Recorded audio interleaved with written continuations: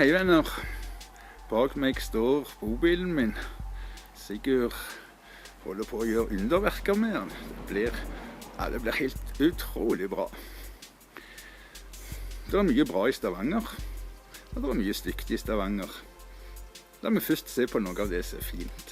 Bare noen bilder jeg tok ned med hurtigbåtterminalen for et par dager siden.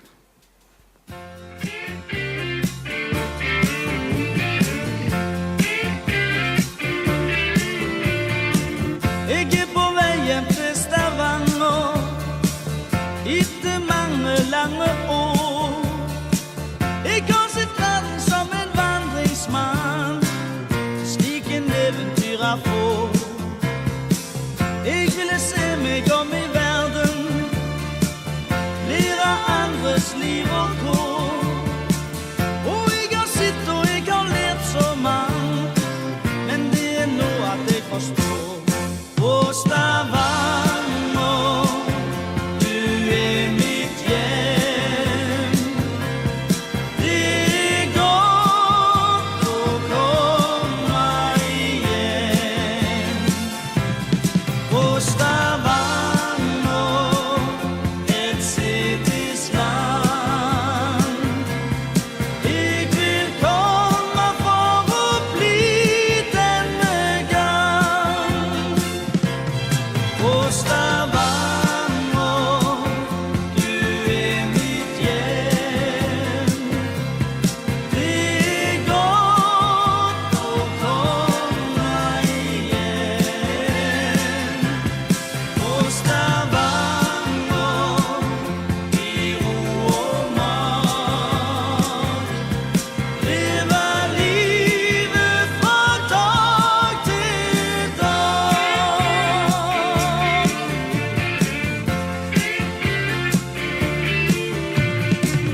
Og du herlige Stavanger, for en skjønne by du er. Du gir en følelse av harmoni, som preger alle på en kveld. Og jeg har savnet deg Stavanger, nå i mange lange år. Jeg har sett verden som en vandringsmann, men det er nå at jeg forstår.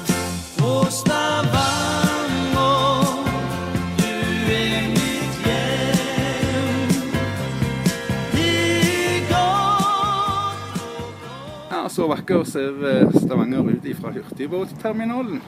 Det er jo da Columbus som står for driften der nå. La meg se på det som ikke er fullt så fint i Stavanger. Det finnes en virkelig stor helt i Stavanger. Han heter Einar Edén.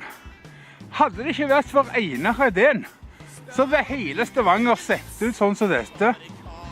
Einar Edén, han klarte å stoppe galskapen. Se på denne galskapen. Og så klarte han å redde Rose Kildehuset. Han er en skikkelig Stavanger-helt. Einar Edén. Stavangers flotte administrasjonsbygg, sier de. Svømmehall og... det skulle vært jevnet med jorden. Gamle Stavanger bibliotek er ikke noe særlig fint det heller, altså. Det kunne jeg også godt reve. Og hele dette dritten her. Og Romsøgården og... Nei, riv hele dritten, altså. Det holder ikke mål i denne byen. Det er for dårlig. Det der med svømmebassengbygget. Stavanger svømmehall og administrasjon, og så har du der nybygget såkalt, altså. Nei, Einar Edén skulle vært utropt til helgen. Han klarte å stoppe farenskapet. Men hadde det ikke vært for Einar Edén, så hadde dette vært fullstendig sanert. Det hadde ikke vært noe igjen av gamle Stavanger. Det skulle rives. Her i utkanten av Lendeparken møter vi Gøril Førsunds, Lendegutten med fagamatøren. Det var en del mennesker som syntes at Gøril Førsund ikke var noen stor kunstner. Så han ble plassert i utkanten av Lendeparken. Den skulpturen er finansiert av Gottfred Borghammer. Nå ser jeg at i selve Lendeparken, der har du disse offisielle skulpturen, om vi skal si det sånn, av Hugo Vatne. Det er ikke så verst egentlig da, men Lendes metoder kalte Hugo Vatne dette. Hugo Vatne er jo far til Bianken. Han er jo litt fjern på en måte, er han ikke det da?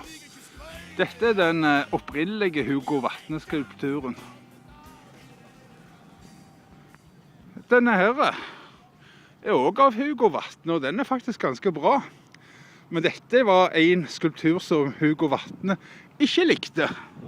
Fordi at han ble pålagt å ha lenden med sixpence. Så det synes Hugo Vatne at var noe skikkelig dritt. Så derfor har altså Hugo Vatne fått lov til å sette opp flosshatten, kanarifoglen, apekatten og det instrumentet. Den har han kalt for Lendes metoder. Men det er jo dette som er lenden. Det er jo sånn jeg husker den. Ponykjerre og sixpence. Akkurat sånn som jeg husker lenden fra min barndom i alle fall.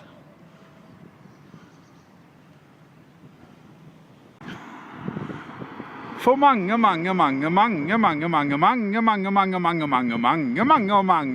siden, og enda litt før det, så var Stavanger en ganske fin by. Men se på det de setter opp her da. Hva har det med fint å gjøre? Hva har dette å gjøre i Stavanger? Det er jo helt grusomt. Her må hoder rulle. Altså det som er helt utrolig, det er at de klarer å sette opp dette midt i Stavanger sentrum. Det er jo verre enn det verste på Østlandet jo. Det er jo enda verre jo. Hun Anna, hun kom i hvert fall fremdeles fra Stavanger, men så kan de bruke størsteparten av lokalene sine til oppbevaring av gamle europaller. Nei, jeg håper at Anne kommer til å komme herfra fremdeles, og at det ikke plutselig blir produsert i Kina. Enda en gang den grusomheten. Det er helt kriminelt å sette opp noe sånt midt i Stavanger. Trehusbyen Stavanger. Ja, så for å rydde litt på iPaden, så tar jeg et innslag for de meget spesielt interesserte. Det er noen som har lyst til å høre hele den der sangen «Skyndt å kjøre buss». Og det har jeg nå rett og slett imøtekommet det ønsket. Bildene er ikke så verst de heller, altså. Her er den snart tilbake om et par dager.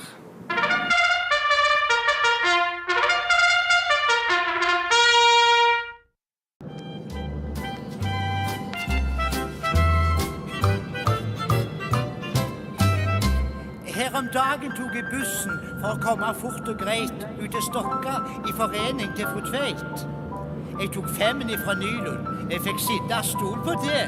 Jeg får alltid plass hvor fulle bussen er. Da vi kom til Nærstrandsgata og Gustava ramlet på, hadde jeg kjoppet såpass at hun også slapp å stå. Og da hun Hansine Jensen der på Bergeland steg inn, hadde jeg ryddet henne rom med bagen min. Det er skyndt å kjøre buss. Det finnes ikke herligere skyts. Det koster litt, og humpe gjør det titt, men det tar ingen kone bak så stritt. Vi skulle altså i forening ut på Stokka hos Fru Tveit. Jeg, Gustava og Hansine, det var greit. Og nå satt vi der i 5 mens han kjørte ruta si. Tattlene våre slapp nok så fort på glid. Folk steg på, og noen gikk av. Vi 3 enste ingenting. Ja, vi har det sånn når vi kom til sving. Egenes og Holbergsgata, Øvre Stokka, nede med ble passerte. Men hva dunderen gjorde det? Vi var midt i en oppskrift da Gustava kom til å si at du syntes bussen gikk en løyen vei. La han kjøre, sa jeg roligt. Jeg har vært på Stokka før. Jeg kan ruta bedre enn en bussjåfør. Bussen kjørte, og han kjørte. Alt var koselig og godt. Vi fikk klarlagt at fru Nilsen skulle ha smått.